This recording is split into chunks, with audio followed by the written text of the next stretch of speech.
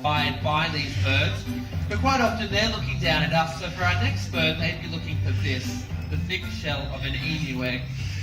Now, knowing Slammer, here she comes.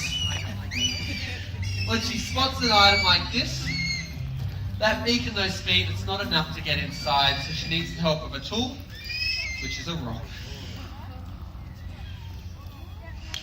Oh.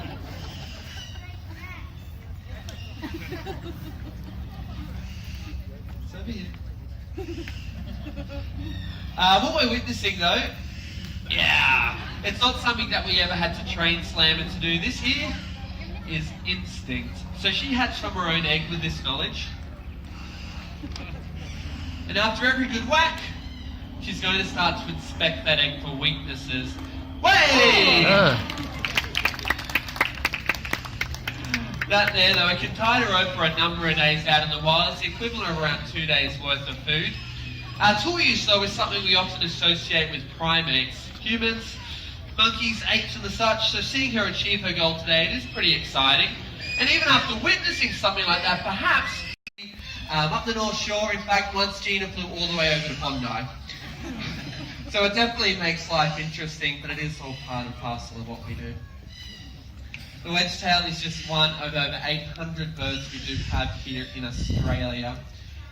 50 of those birds are parrots. That makes us very lucky. It means for many of us, all we have to do is walk out into our own backyard to experience these beautiful birds that are all around us.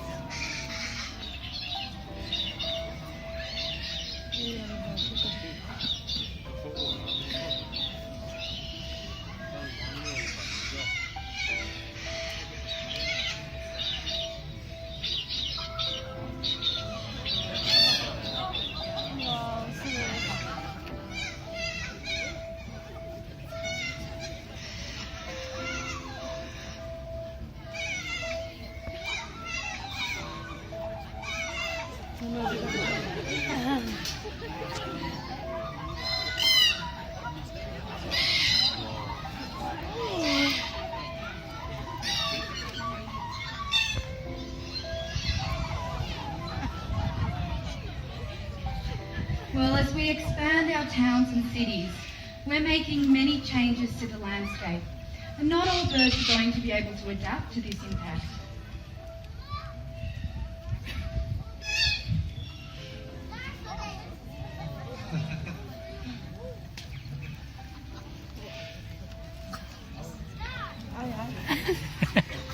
Many birds like to live in a tree hollow, which provides a secure place to live, and with that, a place to nest and a place to thrive.